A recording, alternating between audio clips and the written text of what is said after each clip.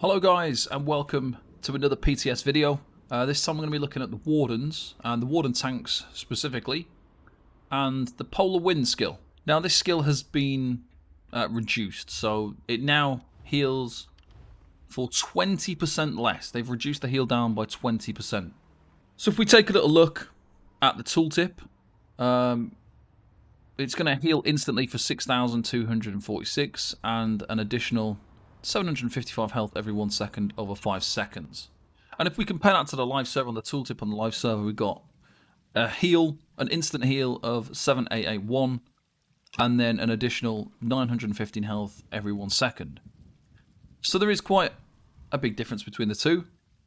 If we just actually test those two skills out in combat. So let's look on the PTS first of all. So when we cast this skill, let's cast it twice to proc our maturation passive. So as you can see there, the impact heal is 6870, and the heal over time is 831.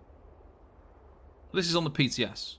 If we switch over to the live server and do the same thing again, cast it twice for the maturation passive, our impact heal is 8756, and our heal over time is 1017. So we've basically got a difference of 1,888 less burst heal and 186 less healing over time. So this is quite a big nerf, really, when you think about it. It's quite a big chunk of missed healing, and this is just a base heal as well. So both of these characters are Nords with no gear, only using food, and they're 64 points into health. So this is as base. This is very, very much a base level of the heal. This heal gets buffed a lot during combat from different modifiers and different buffs and things like that. So when we've got like major mending and things like that, that's going to buff this up as well. But the heal does seem to be decreased quite a lot. I think one of the things to remember though about the Warden in terms of this particular skill is the fact that it's a heal over time. It also heals an ally for the same amount, and it also does damage.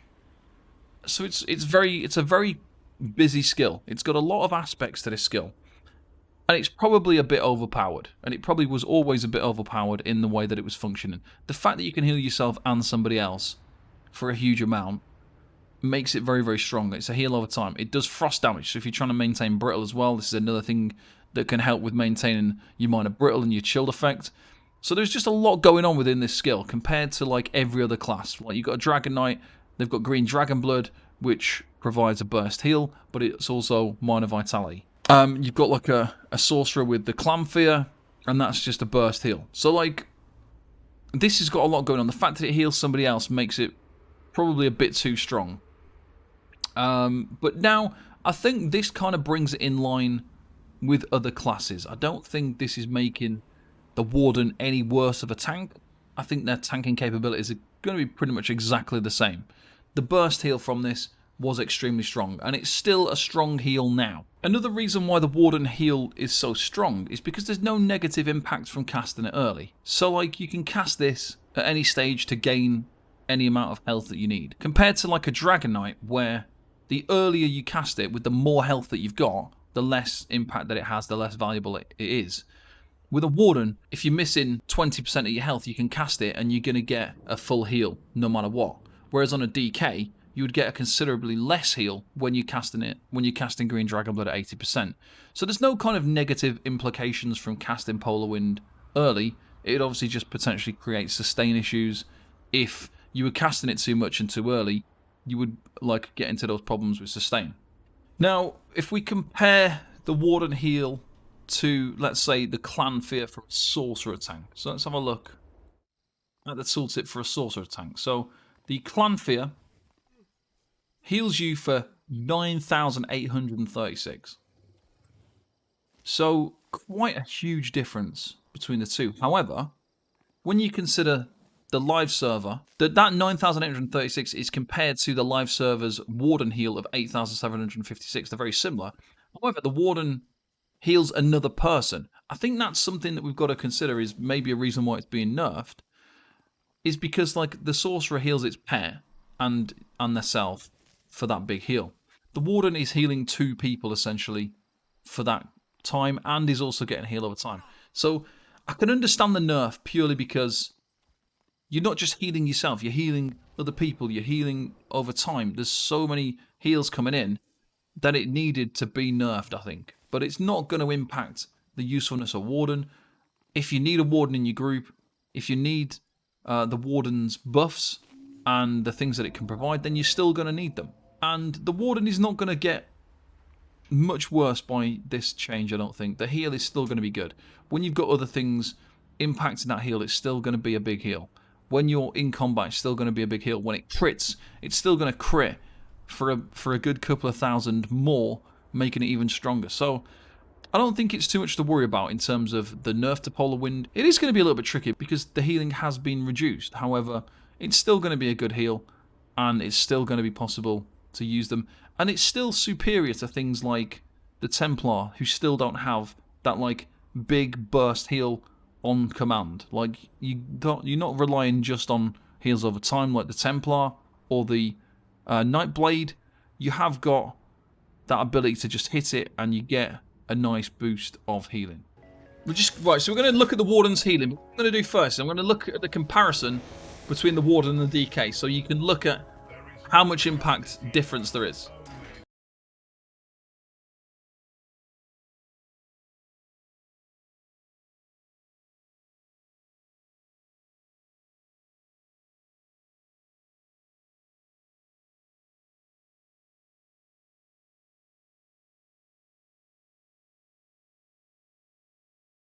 If we have a look at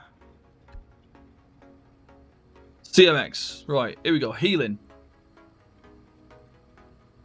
So if we say the max, 17k max, average 14,863, we healed 5 times, and we got 75k healing. This is very comparable to the Dragon Knight. So the Dragon Knight at 50% health on a DK, it was healing for 8,900. At 50% on a Warden, it's healing for 11,500. So the DK's healing is better than a Warden when the DK is at like 30% or lower. Above that, the Warden's heal is still stronger than a Dragon Knight's Dragon Blood.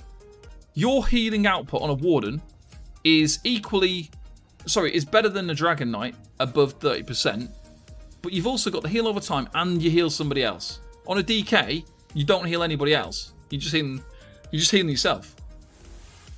So we did 5 heals with the DK. Let's do 5 heals with the Warden.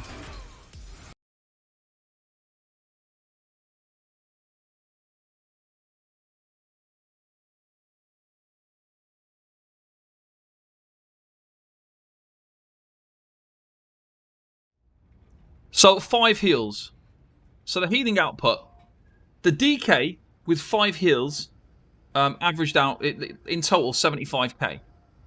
This has healed 57k plus 28k because of the heal time as well. So from the 5 heals, you've got to take into consideration both things at the same time. So if we add them both together, look, we've got 56,000, 56,997 plus 28,019.